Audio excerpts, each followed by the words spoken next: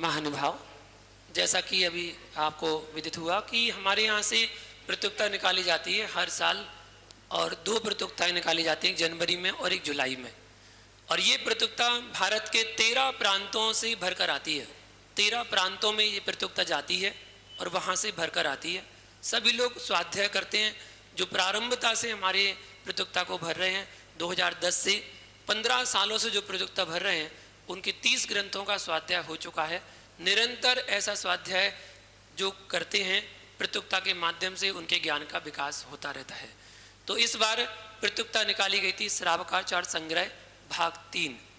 श्रावकाचार 36 श्रावकाचार हैं जिनको 4 भागों में संग्रहित किया गया है श्रावकाचार संग्रह के नाम से। तो यहाँ पर श्रावकाचार संग्रह 1, 2 की प्रतियोगिता पहले निकल चुकी थी।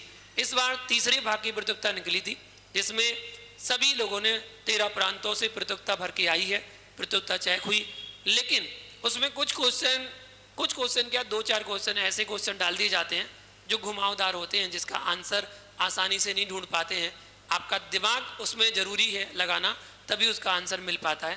तो इस बार भी प्रतियोगिता तो सभी ने भरी, स्वाध्याय भी सभी ने किया और सभी ने बहुत अच्छा प्रयास किया और अच्छे से अच्छा प्रयास करके प्रतियोगिता भर के भेजी है। लेकिन केवल 15 व्यक्ति ही चुने गए ऐसे जिनके 5 व्यक्ति तो जिनके ऐसे हैं जिनके 100% अंक हुए। 1000 क्वेश्चन दिए गए थे तो 1000 में 1000 क्वेश्चन सही हुए। तो ऐसे केवल 5 लोग व्यक्ति हुए। उन 5 लोगों में से केवल 3 का चयन होगा जो प्रथम, द्वितीय, तृतीय के रूप में पुरस्कार सम्मानित किए जाएंगे। बाकी 2 जो होंगे उनको विशेष सांत्वना पुरस्कार में लिया जाएगा।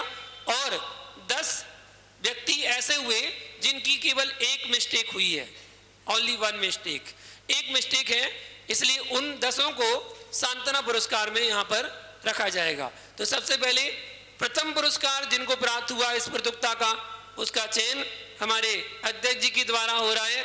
5 लोगों की पर्ची है, उन 5 लोगों में से 1 नंबर तो सबके बराबर है, अब लेकिन चयन तो ड्रा द्वारा होगा। तो लकी ड्रा द्वारा उसका चयन हो रहा है कि इन 5 में से प्रथम पुरस्कार किसने प्राप्त किया है।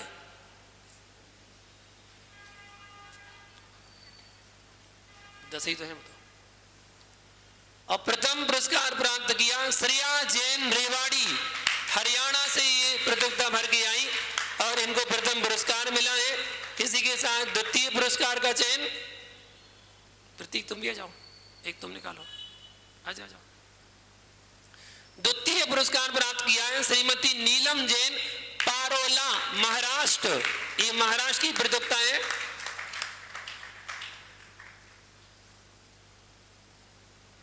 और ये तृतीय पुरस्कार में जिनका नाम निकला है वो है शिवानी जैन। ये तो शायद बुद्धनिया रिश्तेदार, क्योंकि हमारे यहाँ नियम में एक परिवार से एक ही इनाम दिया जाता है। तो ये दी पारोला, महाराष्ट्र। शिवानी जैन, पारोला, जलगांव, महाराष्ट्र। इनको तृतीय पुरस्कार में नाम आया है। बाकी 2 पुरस्कार श्रीमती रेणुका जैन, गुड़गांव, हरियाणा, और श्रीमती स्नेहा जैन, शामली, उत्तर प्रदेश। इनका नंबर 4था और 5वां नंबर लगा, जिनको विशेष सांत्वना पुरस्कार है। और 10 सांत्वना पुरस्कार दिए जा रहे हैं जिनके नाम देखिए क्या एक-एक प्रांतों से प्रतियोगिता आई है। प्रज्ञा जैन, बड़ौद, उत्तर प्रदेश। मदन लाल जी जैन, रामनगर, दिल्ली। श्रीमती रश्मि जैन, बड़ौद, उत्तर प्रदेश। अक्षय जैन, लखनऊ, उत्तर प्रदेश। शशि जैन, चंडीगढ़। बसंत जैन, उदयपुर, राजस्थान। शशि जैन, पांडिचेरी, तमिलनाडु। मौलिक जैन, नोएडा, उत्तर प्रदेश। कविता आग्रेकर जी, कारंजा, महाराष्ट्र। मीना जैन जी, अहमदाबाद, गुजरात। इन लोगों ने सांत्वना पुरस्कार प्राप्त किया। सभी लोगों को मेरा बहुत बहुत मंगल आशीर्वाद है। ऐसे ही शास्त्र स्वाध्याय करते रहें, अपने ज्ञान की वृद्धि करते रहें और ज्ञान बढ़ाते रहें। इस बार जो नई प्रतियोगिता निकाली जा रही है वो पुरुषार्थ सिद्धि उपाय श्रावकों के लिए पढ़ने के लिए बहुत अच्छा ग्रंथ है, जिस पर पुरुषार्थ देशना नाम से आचार्य चर्याश्रमणी विशुद्ध सागर जी ने देशना दी है। उस ग्रंथ से ही ये प्रतियोगिता निकाली गई है। एक ग्रंथ पूरा आपको पढ़ना है, पूरे ग्रंथ का स्वाध्याय आपको करना पड़ेगा, तब जाके प्रत्युक्ता आप भर पाएंगे। प्रत्युक्ता शास्त्र पढ़ते जाइएगा, प्रत्युक्ता भरते जाइएगा। 1000 क्वेश्चन उसमें दिए गए हैं और सबका आंसर एक ही ग्रंथ में है। बस एक ही ग्रंथ का स्वाध्याय आपको क्रम से करना है और क्रम से आपको उत्तर मिलते जाएंगे। स्वाध्याय का स्वाध्याय हो जाएगा और प्रत्युक्ता की प्रत्युक्ता भर जाएगी। ज्ञान की वृद्धि हो गई और लकी ड्रा में नाम आ गया तो इनाम भी मिल जाएगी। वरना आशीर्वाद तो हमारा है ही। जिन लोगों ने स्वाध्याय किया उनको आशीर्वाद, और जिन्होंने इस स्वाध्याय कराने में जिनने सहयोग किया उनको आशीर्वाद।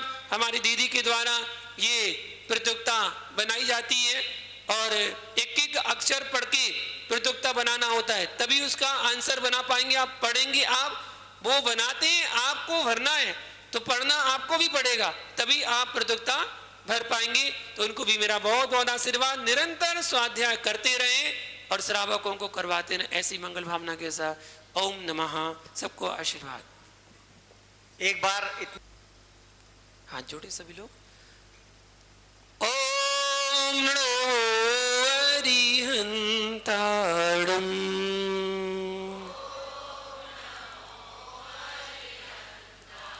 ओम नमो श्री सिद्धाणम्।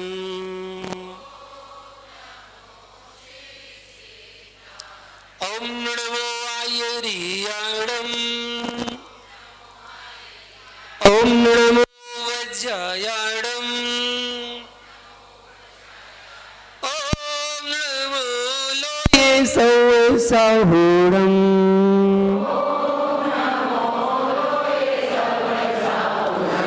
राजीमतिमिया प्रविहाय मोक्षे स्थितिं चकारा पुनरागमाया। सर्वेषु जीवेषु दया ददानस् तं नेमिनाथं प्रणमामि भक्त्या। तं नेमिनाथं प्रणमामि भक्त्या। जय बोलो मुल्ला शांतिनाथ भगवान की, नेमिनाथ भगवान की, परम पूज्य गुरुदेव गणाचार्य श्री विराग सागर जी महामुनिराज की, चर्या सर्वण्याचार्य श्री विशुद्ध सागर जी महामुनिराज की, अहिंसा में विश्व धर्म की।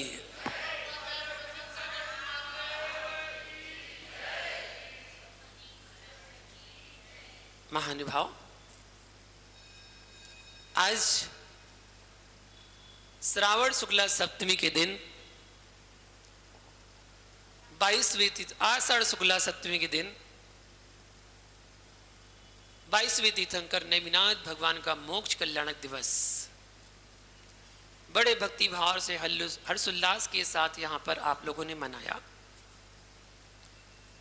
कुछ लोग गिरनार जी भी गए, वहाँ पर जाकर भी निर्वाल लाडू चढ़ाने का सौभाग्य प्राप्त किया। जिसकी जितनी सामर्थ्य, जो जहाँ जा पाया। लेकिन आज नेमिनाथ भगवान को सभी लोगों ने स्मरण किया, क्योंकि आज के दिन भगवान का मोक्ष हुआ और वो थोड़े हटके भी हैं, इसलिए सब लोग उनको जरूर याद कर लेते हैं। वो मैंने आपको बताया था ना, कुछ भगवान फेमस हो गए हैं तो फेमस भगवान की पूजा सभी लोग कर लेते हैं, वो फेमस हो गए हैं। 6 भगवान हमारे बहुत फेमस हुए, 6 भगवान हमारे बहुत फेमस हुए। आदिनाथ भगवान, चंद्रप्रभु भगवान, शांतिनाथ भगवान, नेमिनाथ भगवान, पारसनाथ भगवान और महावीर भगवान, ये 6 भगवान बहुत फेमस हुए थे। अभी कुछ 2-3 वर्षों से नए भगवान फेमस हुए हैं, मुनीश्वरनाथ भगवान।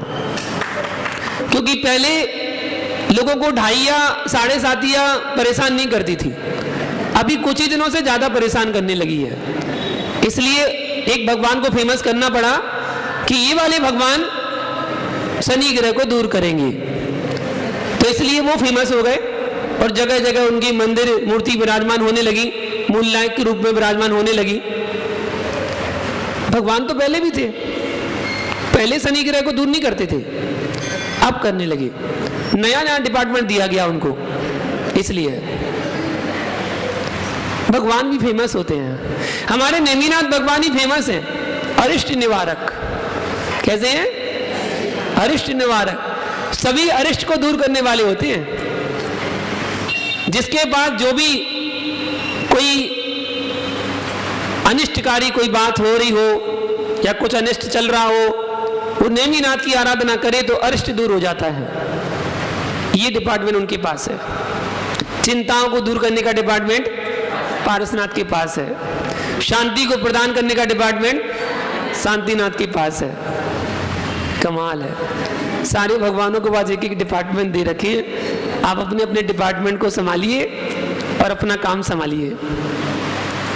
हम तो भगवान की भक्ति करने वाले हैं, हम तो उस धर्म के अनुयायी हैं जहां पर वीतरागता की पूजा होती है, जहां पर निर्माण की नहीं निर्वाण की यात्रा होती है। हम उस धर्म के अनुयायी हैं। निर्माण और निर्वाण एक अक्षर का अंतर है बस, केवल म और वा। जहां निर्माण शब्द आता है वो संसार है, और जहां निर्वाण शब्द आता है वो मोक्ष है। आप लोग सब कौन सी यात्रा कर रहे हैं?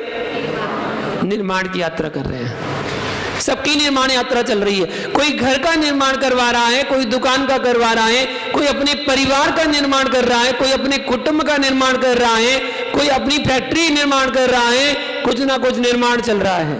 कमेटी वाले मंदिर का निर्माण कर रहे हैं, निर्माण चल रहा है। जहां देखो वहां निर्माण की यात्रा चल रही है। निर्माण जब तक करते रहोगे तब तक संसार मिलता रहेगा, और एक बार निर्माण की यात्रा प्रारंभ कर दो तो मोक्ष प्राप्ति आपके पास है।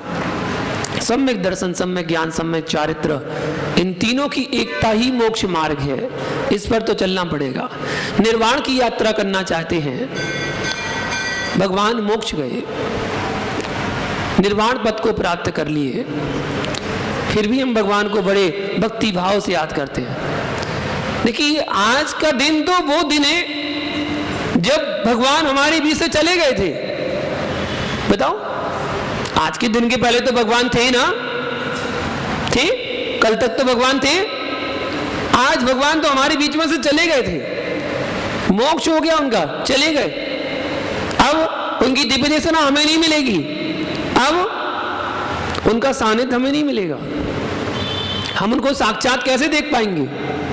फिर भी भगवान हमारे बीच से चले भी गए, फिर भी हम खुशियां मना रहे हैं, खुशियां मना रहे हैं। क्यों मना रहे हैं? क्योंकि उन्होंने अपने लक्ष्य को प्राप्त कर लिया। हर जीव का एक लक्ष्य होता है। जब जीव की शुरुआत होती है, जीव निकलता है, तो वो केवल एक ही स्थान से निकलता है। कहां से? नहीं पता। निगोद से। हर जीव निगोद से निकलता है। आप भी निगोद से आए हैं, हम भी निगोद से आए हैं, और हर जीव निगोद से आता है, और लक्ष्य उसका एक ही होता है कि मुझे मोक्ष जाना है। निगोद से मोक्ष की यात्रा। बाकी सब पड़ाव बीच के हैं। मनुष्य पर्याय, त्रिंच पर्याय, देव पर्याय, नारकी पर्याय, ये सब पर्याय बीच के पड़ाव हैं। इन पर्यायों में तो निर्माण चलता है, इन पर्यायों में निर्माण की यात्रा चल रही है। इनसे हटके होती है निर्वाण की यात्रा। आज के दिन भगवान नेमिनाथ मोक्ष को प्राप्त हुए थे। देखिए कुछ चीजें ऐसी हैं जो बिल्कुल कॉमन है, और वो सभी तीर्थंकरों की होती हैं। जैसे कि तीर्थंकर का जन्म होना, तो जन्म के पहले 6 महीने पहले से रत्नों की वर्षा शुरू हो जाना। कॉमन बातें हर तीर्थंकर में होती है। 6 महीने पहले से रत्नों की वृष्टि प्रारंभ हो जाती है। 9 महीने बाद तक रत्नों की वर्षा होती है। तीर्थंकर की माता 16 स्वप्न देखती है। वो कॉमन स्वप्न, सभी माता वही स्वप्न देखती है। तीर्थंकर की माता 16 स्वप्न देखती है, और उनका फल उनके पिता बताते हैं। बिल्कुल सेम टू सेम वही फल बताते हैं। हर तीर्थंकर का जन्म से 3 ज्ञान के धारी होते हैं। मति ज्ञान, श्रुति ज्ञान, बुद्धि ज्ञान। 8 साल की उम्र में अणुव्रतों को धारण कर लेते हैं। उसके बाद राज्य का उपभोग करते हैं, विवाह करते हैं। हर तीर्थंकर विवाह करते हैं। ये तो हुंडा अवसरपणी काल का दोष रहा कि 5 तीर्थंकर बाल ब्रह्मचारी रह गए। हकीकत तो यही है। क्या रह गए? उसमें 2 तो करने गए थे, 2 तो करने गए थे, हो नहीं पाई। कौन से गए थे? और मल्लीनाथ। मल्लीनाथ का वर्णन आप लोगों ने नहीं पढ़ा होगा, लेकिन प्रमाण मिलता है। मल्लीनाथ भगवान और नेमिनाथ भगवान दो तीर्थंकर ऐसे हुए जिनकी बारात तो निकली लेकिन विवाह शादी नहीं हो पाई। कारण बना बीच में ही बैराग हो गया और वो दीक्षा को चल दिए बीच में। हर तीर्थंकर का जन्म अयोध्या में होता है, हर तीर्थंकर का मोक्ष सम्मेद शिखर में होता है। तीर्थंकर कभी बाल ब्रह्मचारी नहीं होते हैं। हर तीर्थंकर राज्य का उपभोग करता है, उसके बाद ही दीक्षा लेकर मोक्ष को प्राप्त करता है, ऐसा नियोग है। लेकिन ये हुंडा अवसरवड़ी काल जिसमें हमने जन्म लिया और तीर्थंकरों ने जन्म लिया, ये अवसरवड़ी काल ऐसा जो असंख्यात उस अवसरवड़ी बीत जाने के बाद एक बार ऐसा आता है जिसमें अनहोनी घटनाएं घटती हैं, जो कभी ना होने हो ऐसी घटनाएं घटती हैं। तीर्थंकर की कभी पुत्रियां नहीं होती, कभी नहीं होती। इस बार हो गई आदिनाथ की, कभी नहीं होती, इस बार हो गई। तीर्थंकर अपनी माँ के इकलौते बेटे होते हैं, बस इकलौते बेटे। और तीर्थंकर की माँ अंतिम बार बच्चे को जन्म देती है, उसके बाद कभी मां नहीं बनती, कभी भी नहीं, किसी पर्याय में नहीं, किसी पर्याय में अंतिम बालक को जन्म देती है बस, उसके बाद मां बनती नहीं है। उसके बाद तो वो सीधी अपनी आयु पूरी करके देव पर्याय में जाती है, देव गति में देव बनती है और वहां से आके मनुष्य पर्याय में जन्म लेती है और यहाँ पुरुष पर्याय में आकर जन्म लेकर मुनि बन के मोक्ष चली जाती है, मां नहीं बनती। इसलिए तो मैं आपसे कहता हूं, कभी भगवान के पास आके हिम्मत कहा करो मेरी स्त्री पर्याय का छेदन हो जाए, मेरी स्त्री पर्याय का छेदन हो जाए, मत कहा करो। स्त्री पर्याय बुरी थोड़ी है, नारी नारी मत करो, नारी गुणों की खान और नारी से ही तो उपजे हैं तीर्थंकर भगवान। नारी की बुराई मत करो, बड़ी खतरनाक है नारी, बुराई मत करो, वरना क्या पता रोटी खाने ना मिले कल से। नारी नारी निमित्त करो, नारी से तो जन्म लेते हैं तीर्थंकर भगवान। कभी मत कहो मेरी स्त्री पर्याय का छेदन हो जाए, छेदन हो जाए, छेदन हो जाए, कभी मत कहा करो। अभी तो भगवान के पास आके बोले भगवान स्त्री पर्याय मिल जाए, स्त्री पर्याय मिल जाए, स्त्री पर्याय मिल जाए, अच्छे से बोला करो, स्त्री पर्याय मिल जाए। पूछो क्यों? क्यों भैया? जैसे आपने न्यूज़पेपर पढ़ा ना, न्यूज़पेपर होता है तो न्यूज़पेपर इतना बड़ा होता है, इतना बड़ा, और जब कोई कंपनी वाला ऐड देता ना, मान लो इतना बड़ा ऐड दिया उसने अपना, तो ऐड में मालूम क्या लिखता है वो? Free sale, free sale, free sale. कितने बड़े बड़े शब्दों में होता है, इतने बड़े बड़े शब्दों में free sale, free sale, free sale 3 बार लिखा रहता है। उसके बाद नीचे एक लाइन खींची रहती है और फिर लिखा रहता है कंडीशन अप्लाई। ऐसे होता है ना, कंडीशन अप्लाई। ऐड तो बड़ा बड़ा देते हैं और फिर नीचे बोलते हैं कंडीशन अप्लाई। ऐसे आप किया करो। आप भी तीर्थंकर भगवान के पास आके बोले भगवान स्त्री पर्याय मिल जाए, मिल जाए, मिल जाए, और फिर कहना कंडीशन अप्लाई। क्या कहना? Condition apply. हे भगवान तीर्थंकर की मां बनाना। क्या बनाना? तीर्थंकर की मां बनाना। बस अंतिम बार मां बनूंगी, उसके बाद कभी जीवन में मां नहीं बनूंगी और मेरा मोक्ष हो जाएगा। एक भाव बाद मनुष्य पर्याय में आके मुनि बन के मोक्ष चले जाएंगे बस। और ये भी कहते ना भगवान देखो ऐसा है, अगर तीर्थंकर की माँ की डिमांड ज्यादा चल रही हो, हाँ डिमांड ज्यादा चलती ना, सभी लोग कहते हैं तीर्थंकर की माँ बन जाए, तीर्थंकर की माँ बन जाए, डिमांड ज्यादा चल रही हो, और वो सौभाग्य किसको मिलेगा? केवल 24 को, ओनली 24। पूरे 2.5 द्वीप में आप देखो जहां पर आप जन्म ले रहे हैं, वहां जहां 24 तीर्थंकर होने वाले हैं, वहां उसमें से 24 महिलाओं को सौभाग्य मिलेगा जो तीर्थंकर बालक को जन्म दे पाएंगी। डिमांड बहुत ज्यादा है, कहना भगवान डिमांड बहुत ज्यादा है, इसलिए काम करना, अगर तीर्थंकर की मां नहीं बना पाओ तो सची इंद्राणी बना देना। कौन सी? सची इंद्राणी। सौदर की सची इंद्राणी बन जाओगे तो मालूम क्या होगा? एक भवतारी है, वहां से सीधी अपनी आयु पूरी करके मनुष्य पर्याय में आना और मुनि बन के मोक्ष।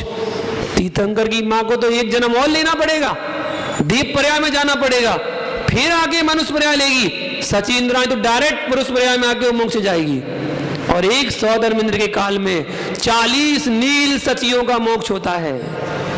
इसलिए भैया कभी मत कहना मेरी स्त्री प्रिया का छेदन हो जाए, आप तो ये कहना हमें तो तीर्थंकर की माँ बना देना या सचिन रानी बन जाऊं, बस मेरा काम हो गया। इनडायरेक्टली मांगो ना, डायरेक्ट नहीं दे रहे भगवान तो कोई बात नहीं, इनडायरेक्टली मांग लो, है ना। नेमिनाथ भगवान का आज निर्वाण कल्याणक महोत्सव मना रहे हैं। भगवान आज के दिन मोक्ष गए।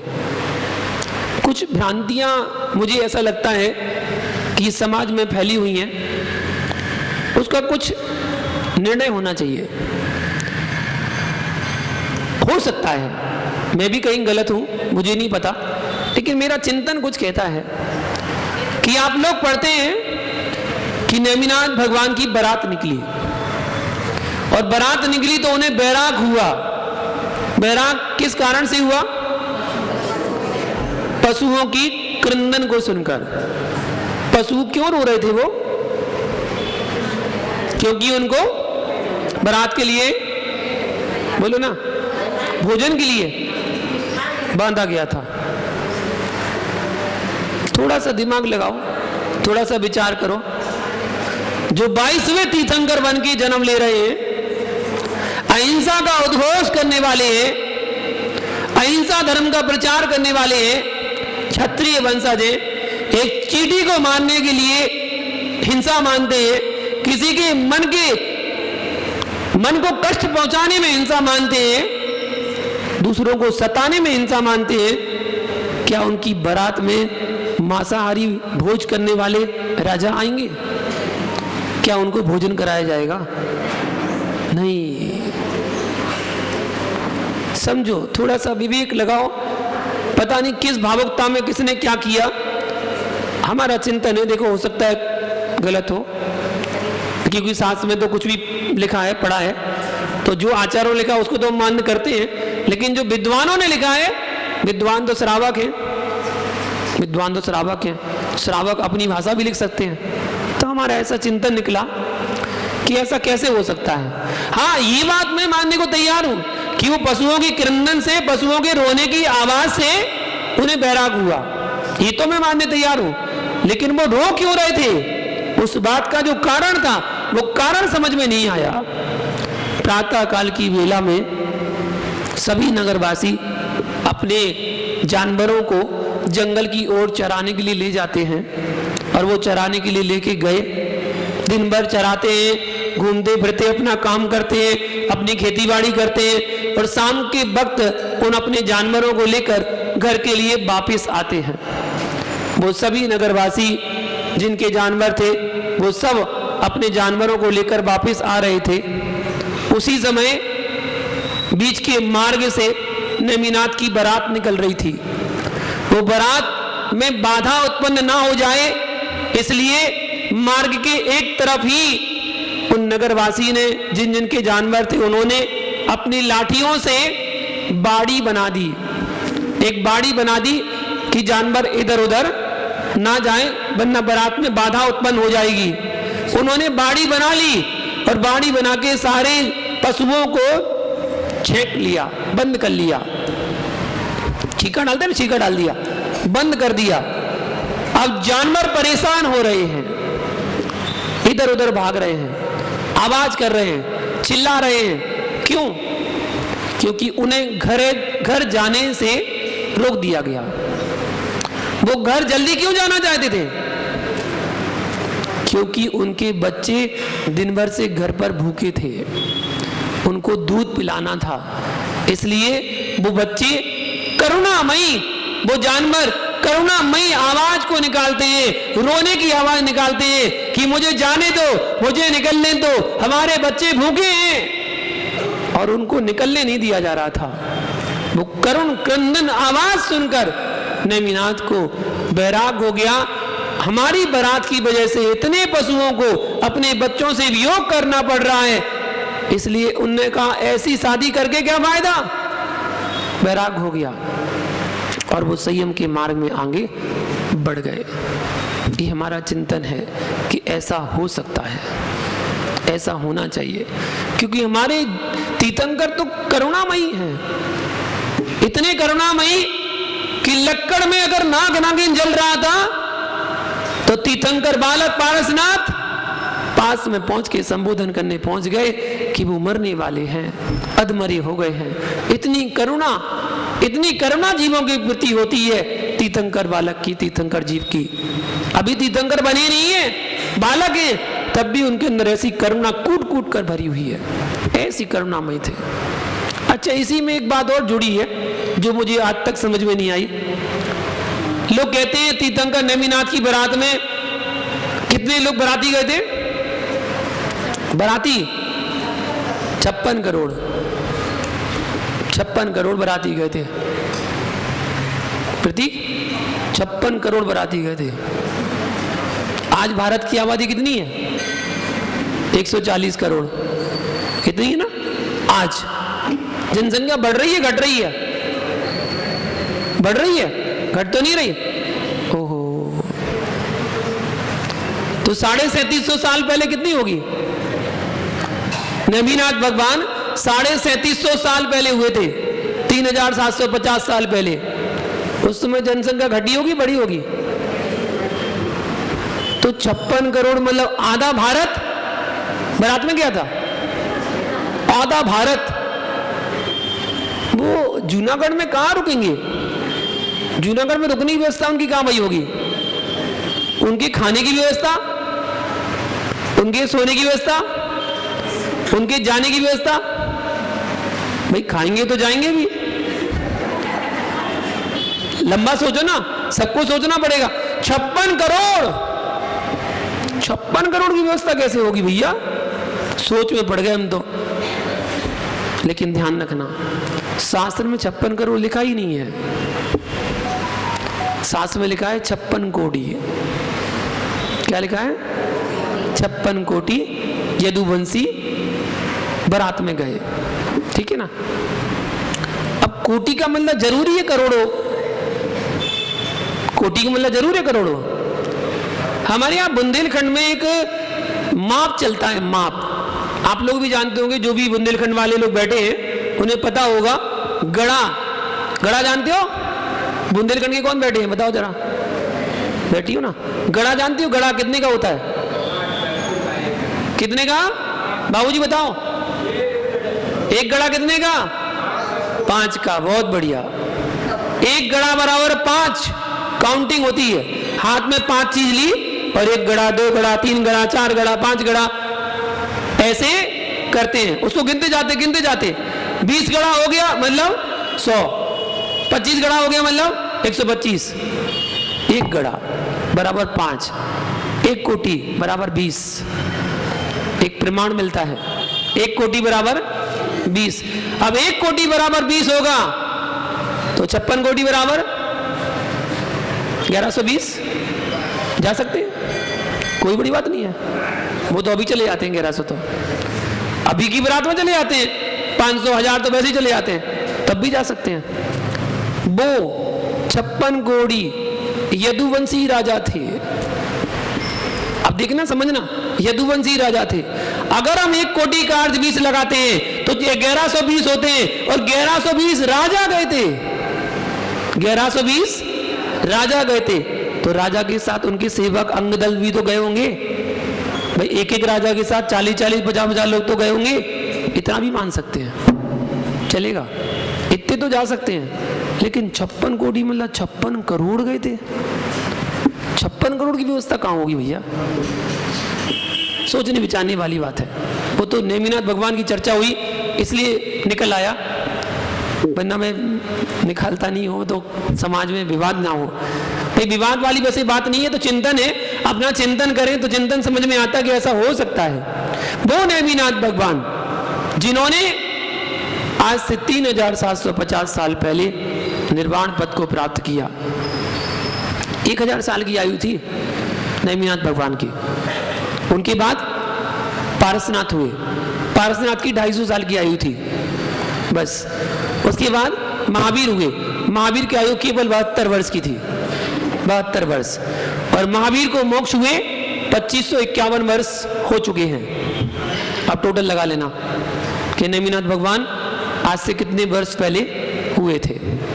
वो नेमिनाथ भगवान, हम आज उनका निर्वाण कल्याणक महोत्सव मना रहे हैं और भगवान की पूजा अर्चना करते हैं। तीर्थंकर कभी बाल ब्रह्मचारी नहीं होते, ये तो सिद्धांत है, नियोग है। लेकिन हुंडा अवसर्पणी काल के कारण 5 तीर्थंकर बाल ब्रह्मचारी हुए, जिसमें एक तीर्थंकर नेमिनाथ भगवान भी हुए। जो बाल ब्रह्मचारी रहे, जिन्होंने विवाह ही नहीं किया, विवाह के पहले ही वैराग को धारण कर लिया और वैराग को धारण करके संयम धारण करके मोक्ष मार्ग के लिए आगे बढ़ गए।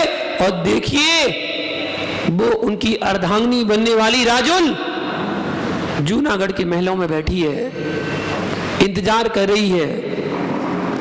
9 भवों से जिसकी प्रीत जुड़ी हुई थी, वो प्रीत इस भव में तोड़ के आगे बढ़ गए नेमिनाथ। और जैसे ही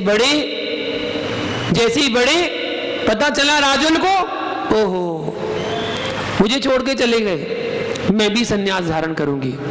और वो भी गिरनार पर्वत की ओर आगे बढ़ जाती हैं और वो भी वहां जाके दीक्षित हो जाती हैं, दीक्षा ले लेती है।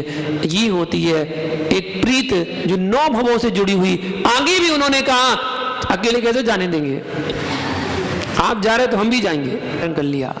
महानुभाव, ऐसे भाव अपने अंदर क्यों नहीं आते कि हम भी ऐसे भाव को जगाएं। हम भगवान की मोक्ष कल्याणक पर खुशियां मनाते हैं, भगवान हमारी बीच से चले भी गए लेकिन हम खुशियां मनाते हैं। वो खुशियां इसलिए मनाते हैं कि भगवान आप भले चले गए, आपने अपना लक्ष्य प्राप्त कर लिया, आपको मोक्ष अवस्था प्राप्त करनी थी, आप मोक्ष चले गए।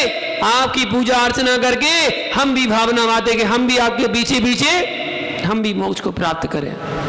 निर्वाल लाडू गोल होता है ना, गोल गोल, ऊपर से देखो तो गोल, बगल से देखो तो गोल, नीचे से देखो तो गोल, दाएं देखो तो गोल, चारों तरफ से देखो तो गोल।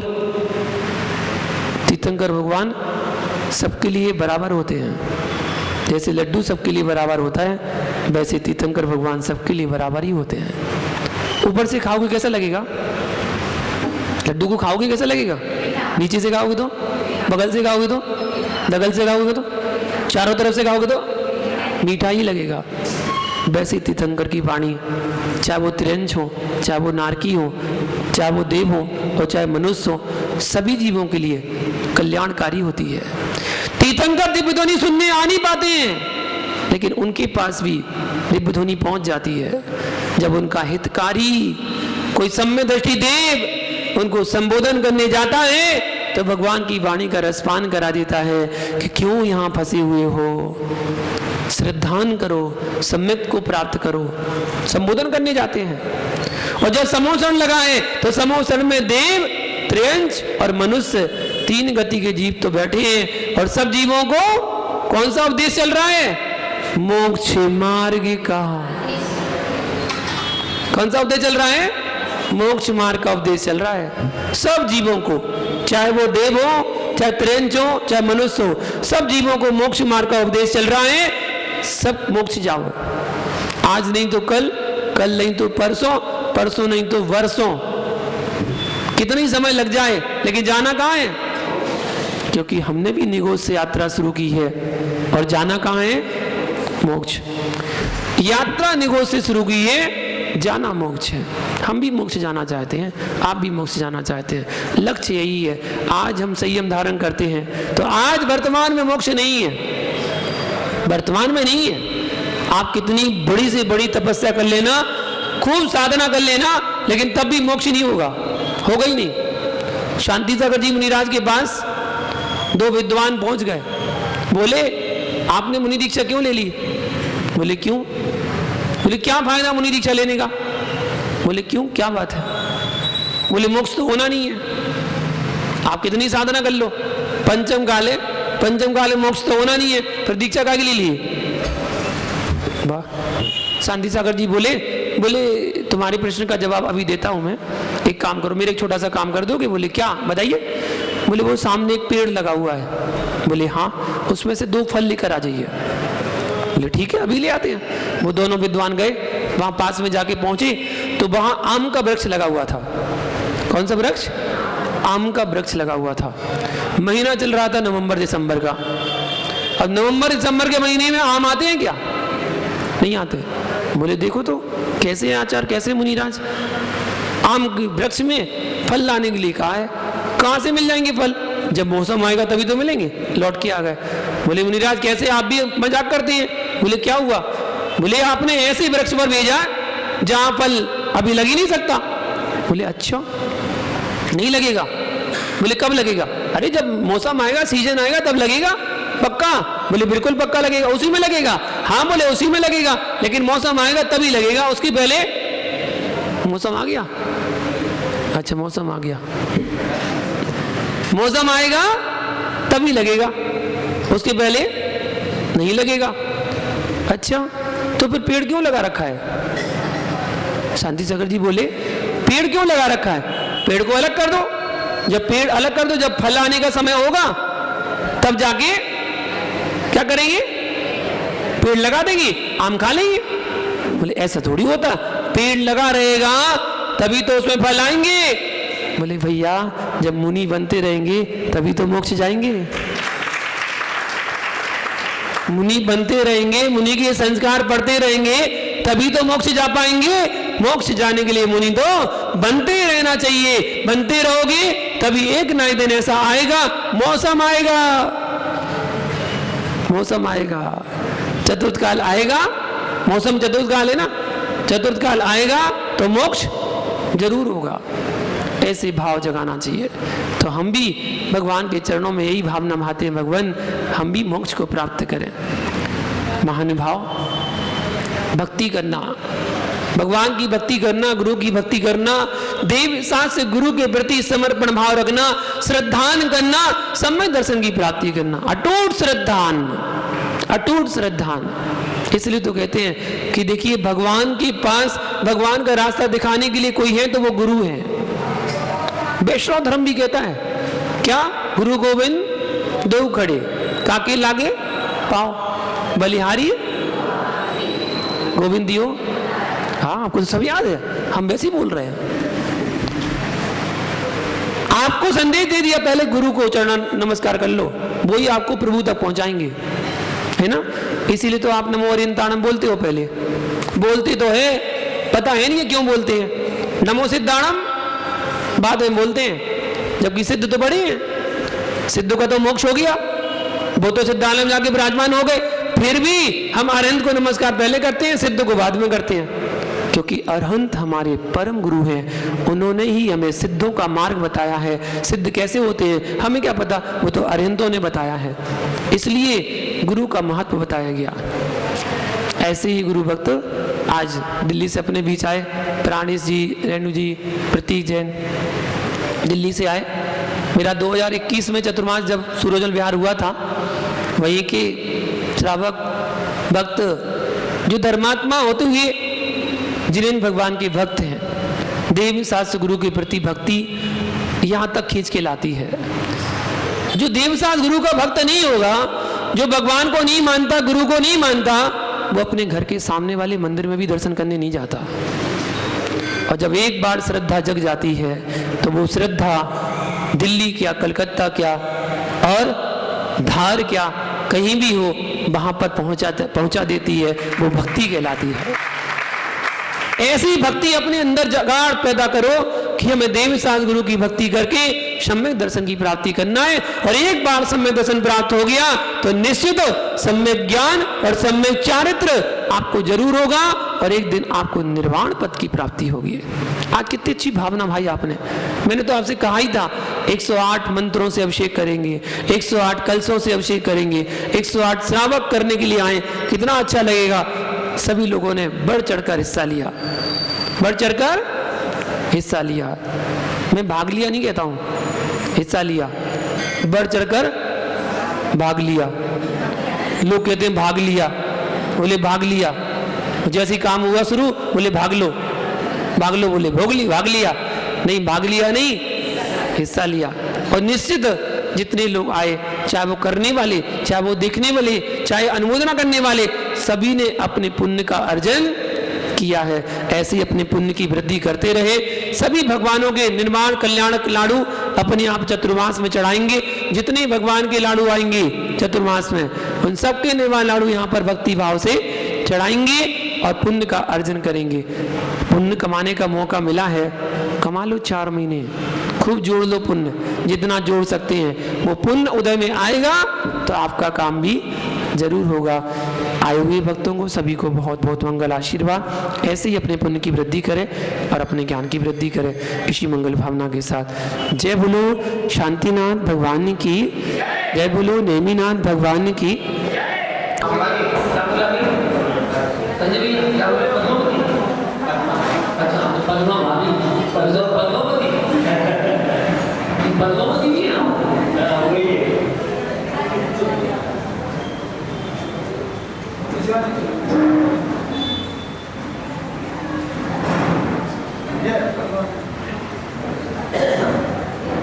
कल घाट यात्रा में श्री जी साथ करेंगे।